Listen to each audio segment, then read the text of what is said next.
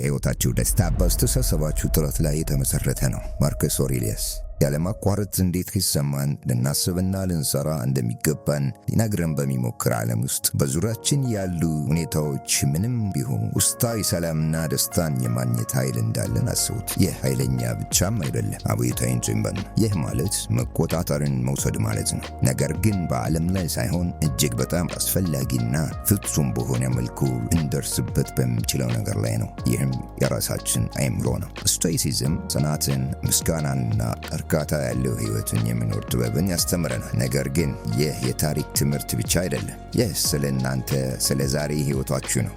በዘመናችን ሁከት ሳትረበሹ መጋፈጥን፣ በማዕበል ውስጥ መረጋጋትንና በቀላል ነገሮች ውስጥ ደስታን ማግኘትን ይመለከታል። ጠዋቶቻችሁን ከምትፈሩት ነገር ወደ ዓላማና ደስታ ለተሞላበት ቀን ኃይለኛ ማስጀመሪያ መድረክ መቀየርን ይመለከታል። ስለዚህ የሕይወት አታታ ጫና ተሰምቷችሁ የሚያውቅ ከሆነ ለአፍታ ሰላም ማግኘት ከከበዳችሁ ወይም ደግሞ የጥንት ጥበብ በ21ኛው ክፍለ ዘመን እንዴት ሚስጥራዊ መሳሪያችሁ ሊሆን እንደሚችል ለማወቅ ጉጉት ካላችሁ አብራችሁን ቆዩ። ይህ ምናልባት የጠዋት ልምምድን ብቻ ሳይሆን ሁሉን ነገር ሊቀይርላችሁ የሚችል ቪዲዮ ሊሆን ይችላል። በዓላማ በጽናትና በእውነተኛ ደስታ የተሞላ ሕይወትን እንድንቀርጽ የሚረዱንን የስቶይክ ስልቶችን በጥልቀት እንመለከታለን። ይህን ቪዲዮ ከመጀመሪያ እስከ መጨረሻ ሙሉ ትኩረታችሁን ሰጥታችሁ እንድትከታተሉኝ እጠይቃለሁ። እዚህ ድረስ ከደረሳችሁ እንደ ማንኛውም ሰው አይደላችሁ። በጥልቀትና ጥበብን የምትሹ ልዩ ናችሁ። ይህንን ዝግጅት ሙሉ በሙሉ ለመቅሰም ያላችሁ ቁርጠኝነት ደግሞ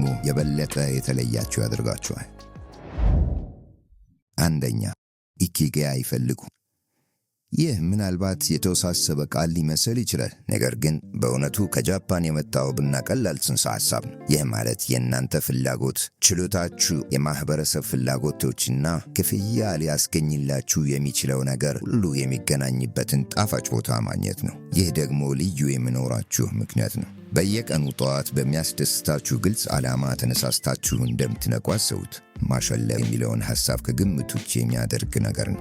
ማርከስ ኦሬሊየስ የሕይወትን ችግሮች በዝምታ መቋቋም ብቻ አልነበረም የሚያስተምረው። ሁላችንም እዚህ ያለነው ራሳችንን ድርሻ ለመወጣት ነው፣ ትርጉም ያለው ነገር ለማበርከት ነው በሚለው ሐሳብ ላይ ጥልቅ እምነት ነበር። እያንዳንዱን ቀን ሚናችንን በቅንነትና ውስጣዊ ስሜት ለመወጣት እንደ ዕድል እንድንመለከተው ያሳስበን። አሁን ይህን በኢኪጋይ አውድ አስቡት።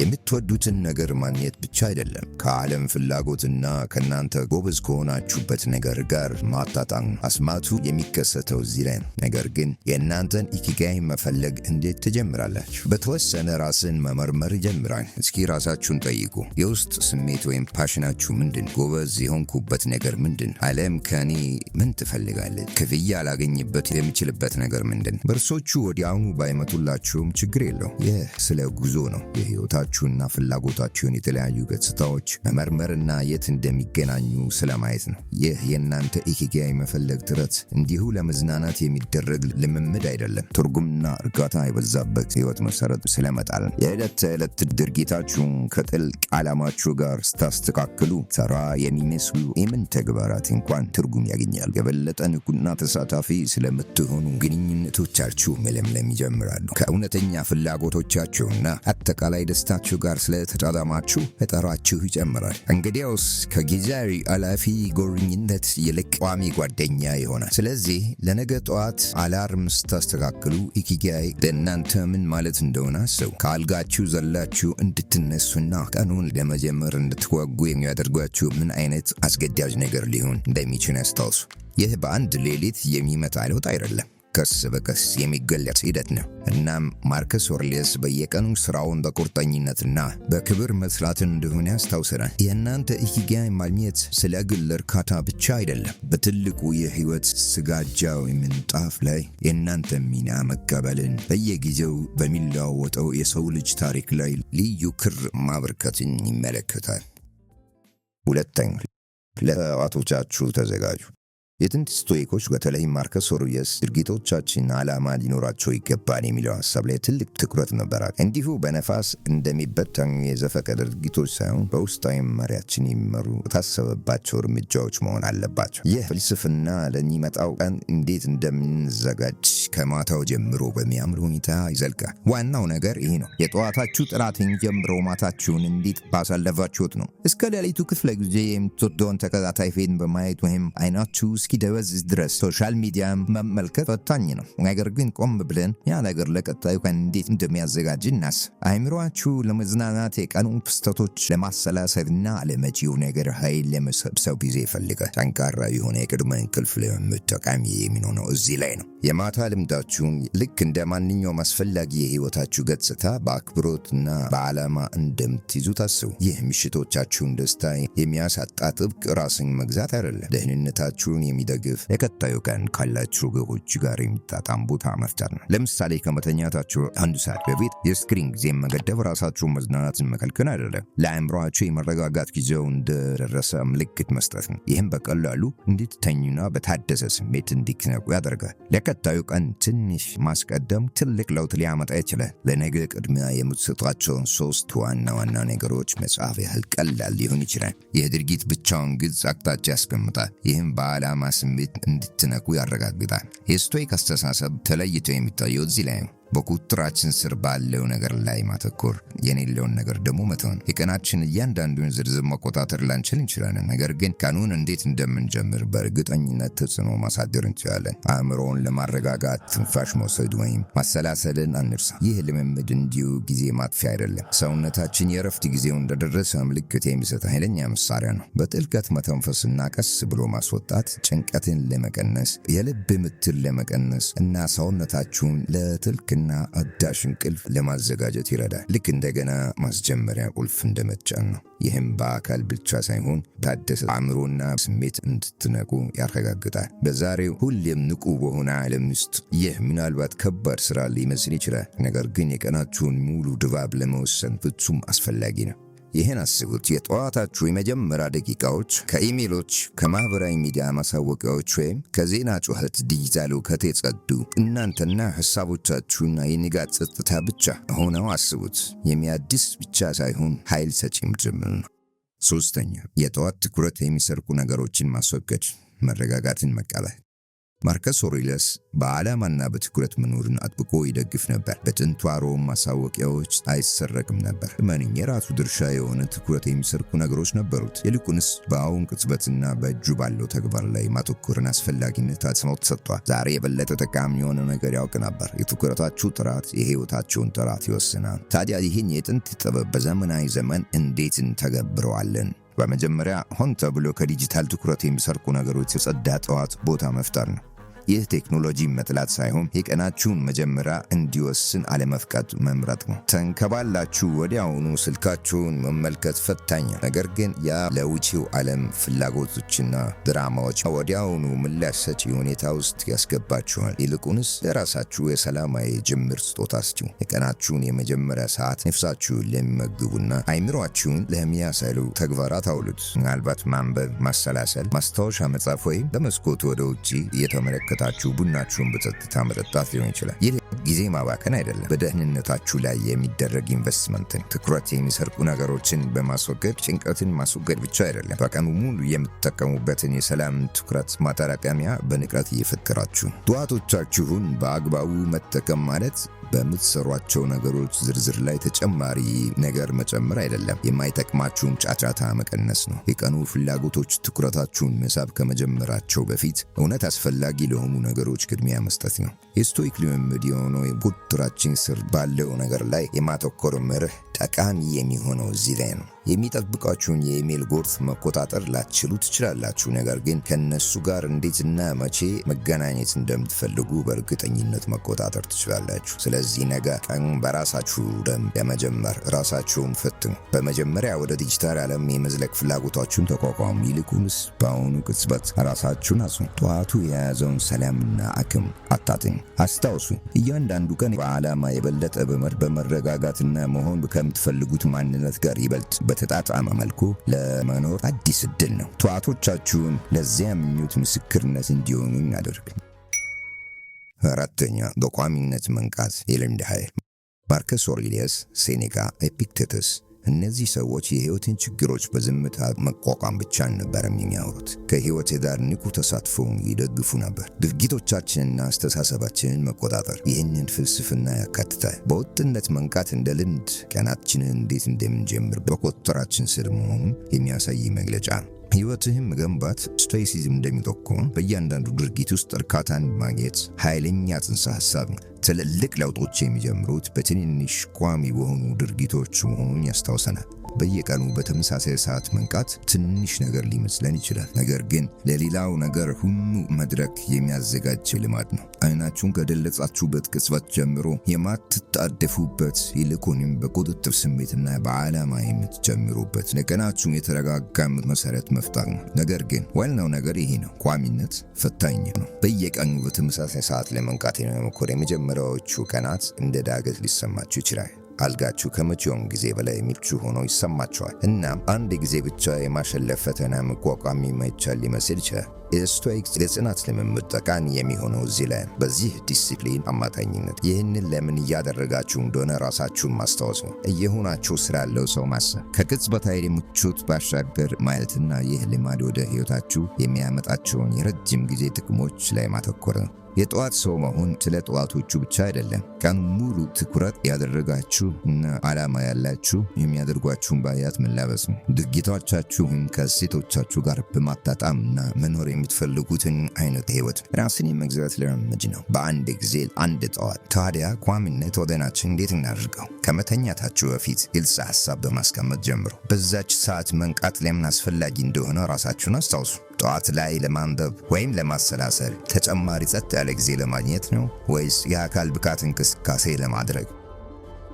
ወይስ በቀላሉ ቀናችሁን የበለጠ በተረጋጋና ቁጥጥር ባለው መንገድ ለመጀመር? ከዚያ ይህንን ልማድ የሚደግፍ አካባቢ መፍጠር። ምናልባት በቂ እንቅልፍ ማግኘታችሁን ለማረጋገጥ ትንሽ ቀደም ብሎ መተኛት፣ ወይም የተፈጥሮ ብርሃን በቀስታ እንዲቀሰቅሳችሁ መጋረጃችሁን ትንሽ ከፍቶ መተው ሊሆን ይችላል። እናም አስቸጋሪ በሚሆኑበት ጊዜ የራሳችንን ፍቃድ ፋይልና በመርሆቻችን መሰረት የመስራት አስፈላጊነት የስቶይክን እምነት አስታውሱ። በመረጣችሁ ሰዓት የምትነቁበት እያንዳንዱ ጠዋት ቀናችሁን መጀመር ብቻ አይደለም፣ ለራሳችሁ ለእድገታችሁና በዓላማና በሐሳብ የተሞላ ህይወት ለመኖር ያላችሁን ቃል ኪዳን እያጠናከራችሁ ነው።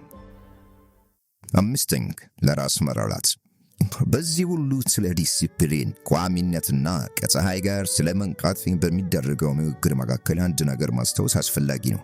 እኛ ሰዎች ነን። ሰው መሆናችን ደግሞ በሚያምር ሁኔታ ውስብስብ ፍጡራን መሆናችንን ያሳያል። አእምሮአችን ብዙውን ጊዜ የቀለለ መንገድ፣ የፈጣን እርካታን መንገድ ይመርጣል። አዳዲስ ልማዶችን መጀመር ልክ እንደ ጠዋቶቻችን መለወጥ በመጀመሪያ እንደ ዳገት ሊሰማን የሚችለው በትክክል በዚህ ምክንያት ነው። ሆኖም ይህንን እውነታ በመቀበል ውስጥ በሚያስደንቅ ሁኔታ ነፃ የሚያወጣ ነገር አለ። ይህ ጉድለት አይደለም፣ የሰው ልጅ ልምድ አካል ብቻ ነው። አሁን የተወሰነ ስቶይሲዝም ወደዚህ ጽንሰ ሐሳብ እናምጣ።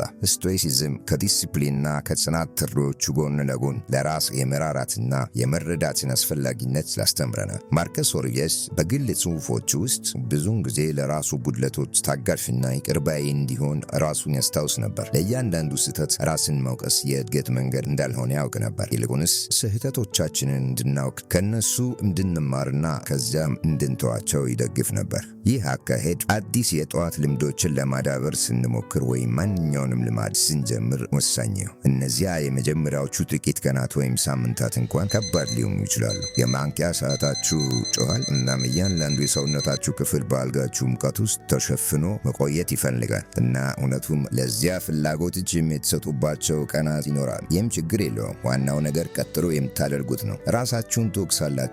ወደ ጥፋተኝነት የራስ ትችት ውስጥ ትገባላችሁ? ወይስ ትንፋሽ ወስዳችሁ ራሳችሁን ይቅር ብላችሁ ቀጣዩን ጠዋት እንደገና ለመሞከር እንደ አዲስ ዕድል ትመለከቱታላችሁ? ለራሳችን ይቅርታና ትዕግስት ማሳየት የድክመት ምልክቶች አይደሉም። የጥንካሬና የጥበብ አመልካቶች ናቸው። ለረጅም ጉዞ ዝግጁ መሆናችሁን፣ ውጣ ውረዶችን በጸጋ ለመጓዝ ዝግጁ መሆናችንን ያመለክታል። ይህ የስቶይክ የራስ ርኅራኄ ልምምድ በተፈጥሯችን መረዳትን፣ ከእሱ ጋር መስራትና ቀስ በቀስ ወደምንመኘው ልማዶቻችን የህይወት ራሳችን መምራቱ ያመለክታል።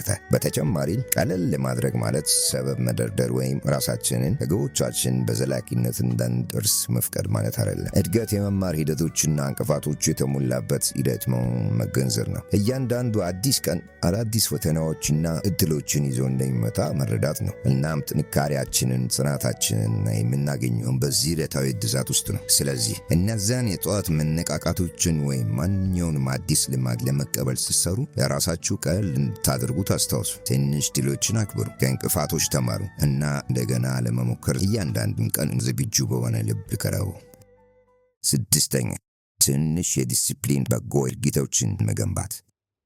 ይህ የጠዋት ሰው መሆን ብቻ አይደለም። የህይወትን ፈተናዎች በቁርጠኝነትና በደግነት ቅይጥ ለመጋፈጥ የተዘጋጀ አስተሳሰብ ማዳበር ነው። የማንቂያ ሰዓታችን ከክፍሉ ማዶ የማስቀመጥን ቀላል ድርጊት አስቡ። ማሸለብን በአካል አስቸጋሪ ማድረግ ብቻ አይደለም፣ ቀኑን በራሳችሁ ደንብ ለመጀመር መግለጫ ነው። ቶሎ የማንቂያ ሰዓታችሁን ከክፍሉ ማዶ ማስቀመጥ የእንቅልፍና የአልጋን ምቾት ግትርነትን የመቃወም ትንሽ ድርጊት ነው። ቀን በዓላማ ለመቀበል አንድ እርምጃ። በተመሳሳይ በየጠዋቱ አልጋችሁን ማንጠፍ ቀላል ተግባር ሊመስል ይችላል፣ በተለይ እርሶ ብቻ የሚያዩት ከሆነ። ሆኖም አንሶላ እና ትራስ ከማስተካከል እጅግ የላቀ ነው። የእንክብካቤ ልምምድ ነው። በተመሳሳይ በየጠዋቱ ለራሳችሁ አካባቢያችሁ ጋር እንዴት እንደምትገናኙ አስፈላጊ መሆኑን መንገር ነው። በውስጣችሁ የምታዳብሩትን ስርዓት ክብር የሚያንጸባርቅ ቦታ መፍጠር ነው። እነዚህን ትንንሽ ድሎች ማርከስ አውሬሊየስ እንደሚለው በቀላሉ ችላ ሊባሉ የሚችሉ ነገር ግን በአጠቃላይ ባህሪያችንን የሚቀርጹ የዕለት ተዕለት ምርጫዎች ናቸው። እነዚህን ትንንሽ ድሎች ለማድረግ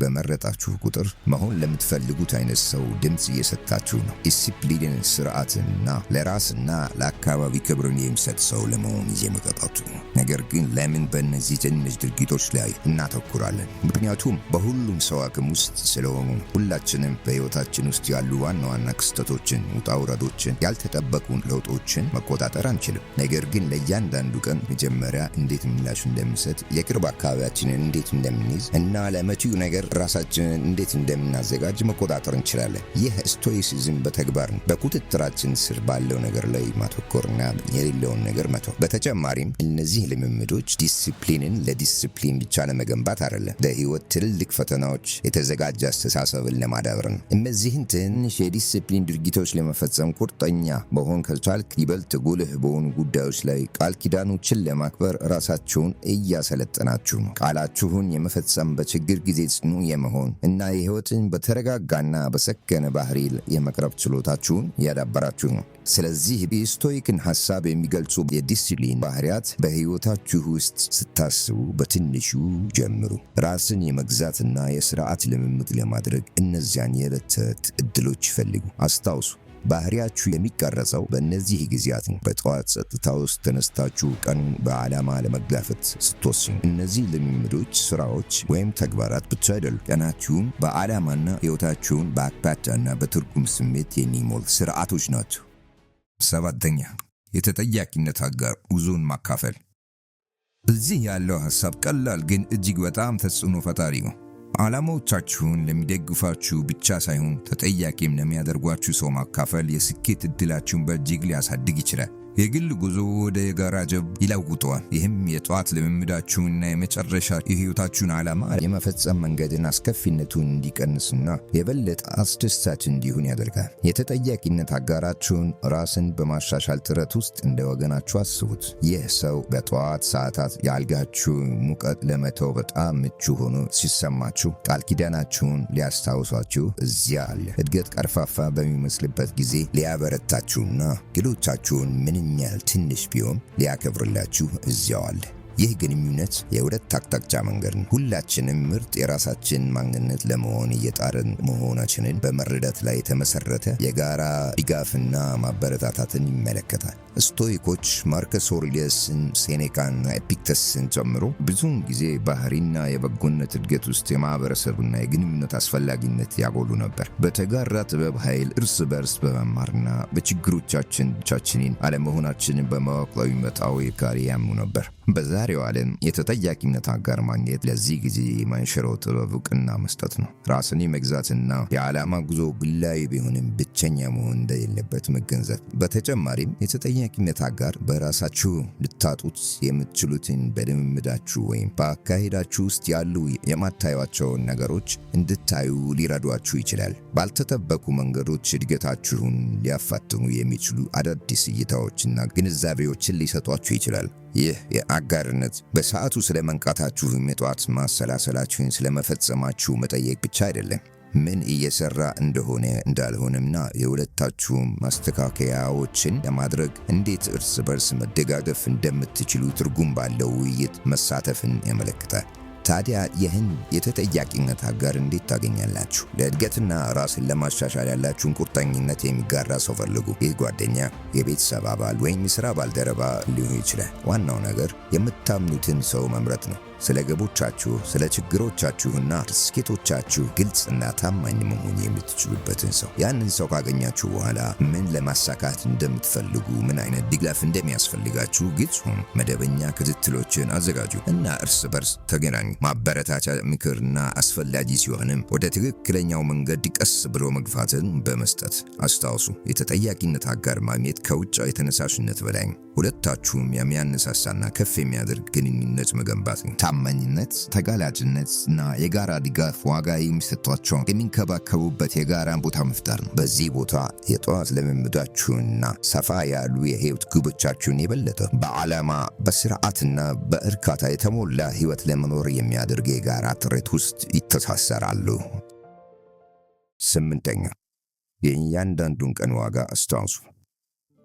ስለ ሞት የማሰላሰል የስቶይክ ልምምድ ለተግባር ጥሪ ነው። ሕይወታችንን በዓላማና በሐሳብ እንድንኖር የሚያነሳሳ፣ ጊዜያችንን በከንቱ ከማጥፋት ይልቅ ትርጉም ያለው ውርስ በመፍጠር ላይ እንድናተኩር ያበረታታናል። በየጠዋቱ ስንነቃ በዙሪያችን ላለው ዓለም በጎ አስተዋጽኦ ለማድረግና ከሕይወት ጋር ትርጉም ባለው መንገድ ለመገናኘት አዲስ ዕድል ይቀርብልናል። ማርከስ አውሬሊየስ ብዙውን ጊዜ አብሮነት የመኖርና ያለንን ጊዜ በአግባቡ የመጠቀም አስፈላጊነት ያጎላ ስለ ሕይወት ኃላፊነት ይጽፍ ነበር። ይህ እንዲያሳዝን ተፈልጎ አይደለም፣ ይልቁንስ ባሉት ኃላፊነቶች ላይ እንዲያተኩር ያስቻለው ነፃ የሚያወጣ መረዳት ነበር። ሐሳቡ መጨረሻውን በአእምሯችን በመያዝ ሕይወታችንን በዓላማና በግልጽነት የመኖር ዕድላችንን ከፍ ይላል። በእውነት አስፈላጊ ለሆኑ ነገሮችና ግንኙነቶች ቅድሚያ መስጠት። በጠዋት ልምምዶቻችን አውድ ውስጥ ሞትን ባስታወስ ለእያንዳንዱ ቀን ያለንን አቀራረብ ይለውጠዋል። ለማንም ዋስትና የሌለው የተሰጠን ቀን ነው። ይህ መረዳት ጊዜያችንን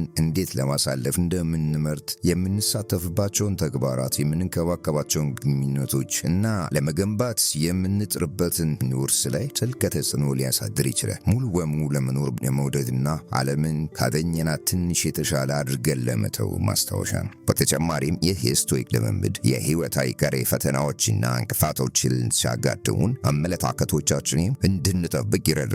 ጊዜያችን የተወሰነ መሆኑን ስናስታውስ የዕለት ተዕለት ትንሽ አስቸጋሪ ነገሮችና እንቅፋቶች በእኛ ላይ ያላቸውን ኃይል በአብዛኛው ያጣል። የበለጠ ጽኑ እንሆናለን። በረጅም ጊዜ ግቦቻችን ላይ የበለጠ እናተኩራለን እና በጊዜያዊ ችግሮች የመደናቀፍ ዕድላችን ይቀንሳል። ይህ ለአሁኑ ቅጽበት ምስጋና የሚያዳብርና በአግባቡ እንድንጠቀምበት የሚያነሳሳ ልምምድ ነው። ታዲያ ይህንን የስቶይክ መርህ በዕለት ተዕለት ሕይወታችን እንዴት ማካተት እንችላለን? በየጠዋቱ በአንድ የማሰላሰል ቅጽበት ይጀምራል። የሚመጣውን ቀን በሕይወታችሁ ታሪክና በዙሪያችሁ ላሉት በጎ አስተዋጽኦ ለማድረግ ለንጹህ ዕድል አስቡት። ራሳችሁን ጠይቁ። ይህ የመጨረሻ ቀን ቢሆን ለማሳለፍ በመረጥኩበት መንገድ ኮራ ነበር ወይ? ይህ ማለት የማያቋርጥ የህልውና ቀውስ ውስጥ መኖር ማለት አይደለም። ይልቁንስ ለአሁኑ ለመኖር፣ ለመማርና ለመውደድ ላለው ዕድል ጥልቅ አድናቆትን ማዳበር ነው። ሞትን የማስታወስን የስቶይክ ልምምድ ስንቀበል የምናተኩረው በመጨረሻው ላይ ሳይሆን በአሁኑ ጊዜና እያንዳንዱን ቀን እንዴት ለመኖር እንደምንመርጥ ላይ ነው። ሕይወታችንን በዓላማ፣ በሐሳብ፣ በምስጋና እንድንኖር የሚያስታውስ ኃይለኛ ነገር ነው። ስለዚህ እያንዳንዱን ጠዋት ስጦታ መሆኑን፣ ትርጉም የበዛበትና ከጥልቅ እሴቶቻችን ጋር የተጣጣመ ሕይወትን ለመቅረጽ ዕድል መሆኑን በማወቅ እንቀር። ይህ በዚህ ዓለም ውስጥ ያለንን ውስን ጊዜ በአግባቡ መጠቀም የሚዘልቅ ውርስ መፍጠር የስቶይክ አኗኗር ዋና ይዘት ነው። 9ኛ አሉታዊ እይታ መለማመድ፣ ለፈተናዎች መዘጋጀት። ብዙውን ጊዜ ስኬትንና ደስታን ወደ ሕይወታችን እንድንስባቸው በአዎንታዊ ላይ እንድናተኩር ይነገረናል። ሆኖም ስቶይኮች በጥልቅ ጥበባቸው ተግባራዊ ብቻ ሳይሆን በሚያስደንቅ ሁኔታ ኃይል ሰጪ የሆነ የተለየ አመለካከት ያቀርባሉ። አሉታዊ እይታ ተስፋ መቁረጥ አይደለም፣ ይልቁንስ ለጽናት፣ ለዝግጅትና በመጨረሻም ለአሁኑ ጊዜ ላለ ከፍ ያለ አድናቆት መሳሪያ ነው። የዚህ ልምምድ ዋና ይዘት በሕይወት ውስጥ ሊያጋጥሟቸው የሚችሉትን ፈተናዎች፣ ኪሳራዎች ወይም ችግሮች በየጊዜው ማሰብ ነው። ይህ ከትንሽ ችግሮች እንደ አውቶቡስ ማምለጥ ወይም ዝናባማ ቀን እስከ ይበልጥ ጉልህ የሆኑ ችግሮች እንደ ሥራ ማጣት ወይም የሚወዱትን ሰው ማጣት ሊደርስ ይችላል። ዓላማው ፍርሃትን ወይም ጭንቀትን በሚያዳብር መንገድ በእነዚህ ሁኔታዎች ላይ መቆየት አይደለም፣ ነገር ግን እንደዚህ አይነት ሁኔታዎች ቢከሰቱ እንዴት መቋቋም እንደሚቻል በአእምሮ መለማመድ ነው። ይህ የማሰብ ሂደት በስሜትና በአእምሮ ያዘጋጇችኋል። ይህም የሕይወት አይቀሬ ውጣ ውረዶች ከመንገዳችሁ እንዲያስወጣችሁ ያለውን ተጋላጭነት ይቀንሳል። ማርከስ አውሬሊየስ ሴኔካና ኤፒክቴተስ ሁሉ ከቁጥጥራችን ውጭ ያለውን ነገር ሁሉ ጊዜያዊ ባህሪ በማሰላሰል ጥልቅ የሆነ የሰላምና የጽናት ስሜትን ማዳበር እንደምንችል ያምኑ ነበር። ይህ ልምምድ ልንቆጣጠራቸው በምንችላቸው ነገሮች ምላሾቻችን፣ አመለካከቶቻችንና ድርጊቶቻችን ላይ እንድናተኩር ያበረታናል። አሉታዊ እይታ በጠዋት ልምምዳችሁ ውስጥ ማካተት ቀናችሁን የምትቀርቡበትን መንገድ ሊለውጡ ይችላል። ከፊት ለፊታችሁ ሊኖሩ ስለሚችሉ ፈተናዎች ሳታውቁ ከቤት ከመውጣት ይልቅ እነሱን ለመጋፈጥ በአእምሮ ዝግጁ ትሆናላችሁ። የመቋቋም ጡንቻዎቻችሁን የምታጠናክሩ ለአእምሮ ስልጠና ነው። ስለዚህ የሕይወት አይቀሬ የሆነን ችግር ስትወረውርባችሁ አትናወጡ። ይህንን ቅጽበት በአእምሮአችሁ አስቀድማችሁ ተለማምዳችኋልና እና በእሱ ውስጥ ለመጓዝ ቅድማ ባሰቧቸው ስልቶች መጠቀም ትችላላችሁ። በተጨማሪም ይህ ልምምድ የሚያምር በተወሰነ መልኩ የተቃራኒ የሆነ ውጤት አለው። ለአሁኑ ቅጽበት ያለን ምስጋና ይጨምራል። እንደ ቀላል የምንወስዳቸውን አንዳንድ ነገሮች የሌሉበትን የሕይወት በማሰብ ወደ እውነታው የታደሰ አድናቆትን ይዘን እንመለሳለን። በዚህ ቅጽበት ምን ያህል ልናመሰግንበት የሚገባ ነገር እንዳለን ማስታወሻም ነው። ይህ በኪሳራ ፍርሃት ውስጥ መቆየት ሳይሆን ያለን ሐሳብ በመጠቀም ለአሁኑ ጊዜ ያለንን አድናቆትም ማጥለቅ ነው። ታዲያ አሉታዊ እይታን በጤናማና ገንቢ በሆነ መንገድ እንዴት እንለማመዳለን? በጠዋት ጥቂት ጊዜያትን በመውሰድ የቀኑን ሊሆኑ የሚችሉ ፈተናዎችን ወይም ሰፋ ያሉ የወደፊት እድሎችን በማሰላሰል ጀምሩ። እንዴት በአግባቡ ምላሽ እንደምትሰጡ ታስቡት። የትኞቹን ጥንካሬዎች ተጠቅማችሁ ምን ትምህርትን ልትማሩ ትችላላችሁ? ከልምዱ እንዴት ልታድጉ ትችላላችሁ? ከዚያም ያንን እይታ ተዉትና ቀናችሁን የዝግጁነት ስሜትና ለአሁኑ ሁኔታዎቻችሁ የተሻለ አድናቆትን ይዛችሁ ተጓዙ። 10ኛ በመጨረሻ ምስጋናን መለማመድ። የቀኑ ስጦታዎች ማሰላሰል። ምስጋና በሕይወታችን ውስጥ ማካተት በተለይም ቀናችንን ስንጨርስ በደህንነታችንና በአመለካከታችን ላይ የለውጥ ተጽዕኖ ሊያሳድግ ይችላል። የምስጋና ማስታወሻ ደብተር መያዝ ይህንን አድናቆትን ስሜት ለማዳበር በሚያምር ሁኔታ ቀላል ግን እጅግ ውጤታማ መንገድ ነው። ከመተኛታችን በፊት ጥቂት ጊዜያትን ወስደን ቀኑን ለማሰላሰልና አመስጋኝ የሆንባቸውን ጥቂት ነገሮች ለመጻፍ ነው። ይህ ማንኛውም ነገር ሊሆን ይችላል። ከማናውቀው ሰው የተደረገልን ደግ ተግባር፣ የሚያምር የፀሐይ መጥለቅ፣ አስቸጋሪ ስራን መጨረስ ወይም በቀላሉ በረዥም ቀን መጨረሻ ላይ ሊቀበለን የሚጠብቀን ቀልዳችን ሊሆን ይችላል። አመስጋኝ የሆንበትን ነገር የመጻፍ ድርጊት ትኩረታችንን በሕይወታችን ከጎደለው ነገር ወደ ያለው የተትረፈረፈ ነገር ይቀይራል። ከስቶይክ አስተምህሮቶች ጋር ፍጹም የሚጣጣም ልምምድ ነው። እሱም ከሌለን ይልቅ ባለን ነገር ላይ፣ ከቁጥጥራችን ውጪ በሆነው ይልቅ በቁጥጥራችን ስር ባለው ላይ እንድናተኩር ያጎላሉ። ይህ አመለካከት ሰላማዊ የሌሊት እንቅልፍ መድረክ ማዘጋጀት ብቻ አይደለም። ካልተሟሉ ምኞቶች ወይም ከቀርቡ ብስጭቶች ሁከት ነፃ የሆነ ነገር ግን አእምሮአችንን ቀጣዩን ቀን በዓላማ ስሜትና በአድናቆት እንድንጀምር ያዘጋጃል። ነገር ግን ለምን ቀኑ በምስጋና እንጨርሳለን? ምክንያቱም ምንም አይነት ፈተና ገጥሞን ሊሆን ቢችልም ቀናችን በአዎንታዊ ማስታወሻ እንድንዘጋ ስለሚያስችለን ነው። በሕይወታችን ውስጥ ያለው መልካም ነገር የማረጋገጥ መንገድ ነው። በሁከት ውስጥ እንኳን ሰላምን የማግኘትና በእያንዳንዱ ሁኔታ ውስጥ የእድገትና የደስታ እድሎችን የሚያሳይ አስተሳሰብን የመንከባከብ መንገድ ነው። ይህ የሌሊት የምስጋና ልምምድ የማስተጋባት ውጤት ይፈጥራል። እንዴት እንደምንተኛ ብቻ ሳይሆን እንዴት እንደምንነቃና ጠዋቶቻችንን እንዴት እንደምንቀርብም ይነጋል። የቀኑን መጀመሪያ ሐሳቦቻችንን ከማንቂያ ሰዓቱ ላይ ከማጉረምረም ወደ አዲሱ ቀን ምን ሊይዝ እንደሚችል፣ ምን አዲስ አመስጋኝ የምንሆንባቸውን ነገሮች ልናገኝ እንደምንችል ወደ ጸጥ ያለ ጉጉት ይለውጠዋል። በተጨማሪ በተጨማሪም በሕይወታችን የማድነቅን ይህ ልምምድ ከግል ክልላችን በላይ ይዘልቃል። በዙሪያችን ላሉ ሰዎች ዋጋ የበለጠ ስለምንገነዘብና በሕይወታችን ውስጥ ያላቸው መገኘትና ቦታችንን የበለጠ ስለምንገልጽ ግንኙነቶቻችንን ያሻሽላል። ብዙውን ጊዜ በጣም ተራ በሚመስሉ ጊዜያት ውስጥ በዙሪያችን ያለውን ውበትና ድንቅ ነገሮችን የበለጠ ስለምናስተውል እና ስለምናመሰግን ከዓለም ጋር ያለንን ግንኙነት ያጠናክራል። ስለዚህ ጠዋቶቻችንና በዚህም ሕይወታችንን ለማበልጸግ ያሉትን በርካታ ስልቶች ስናስብ ቀናችንን በምስጋና የመጨረስን ኃይል ችላ አንበል። የስቶይክን መልካም ሕይወት ፍለጋን የሚያካትት ልምምድ ነው። በውጫዊ ስኬቶች ወይም ቁሳዊ ንብረቶች ሳይሆን በውስጣዊ ሰላም፣ እርካታና በአሁኑ ቅጽበት ባለ ጥልቅ አድናቆት የሚታወቅ ነው።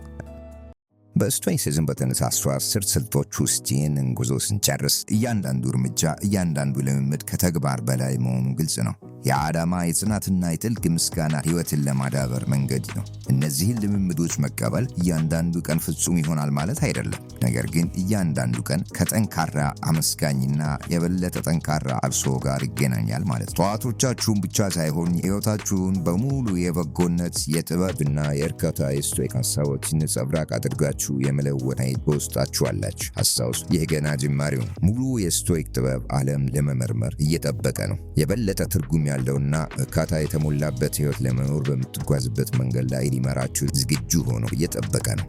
ይህንን ጉዞ አስተማሪ ሆኖ ካገኛችሁትና ወደ ስቶይክ የአኗኗር ዘይቤ ጠለቅ ብላችሁ ለመግባት ፍላጎት ካላችሁ ቻናላችን እንድትመለከቱ አበረታችኋል። የስቶይክን ፍልስፍና ሙሉ ብልጽግና እንድትቀበሉ የሚረዷችሁ ግንዛቤዎች፣ ታሪኮችና ተግባራዊ ምክሮች በውስጧል። ለተጨማሪ ይዘት ቻናላችን ላይክና ሰብስክራይብ ማድረግን አይርሱ። እባክዎ አስተያየታችን ከታች አስቀምጡና ልምዳችሁንም አካፍሉ። በዓላማ ለተሞሉ ጠዋቶች፣ በሐሳብ ለሚኖሩ ቀናትና በምስጋና ለተሞላ ሕይወት ይህ የእድገት የጽናትና የእርካታ ጉዞ በጋራ እንጀምር። የዊዝደም አስተሳሰብ ማህበር አካል ስለሆናችሁ አመሰግናለሁ። በቅርቡም እንገናኛለን።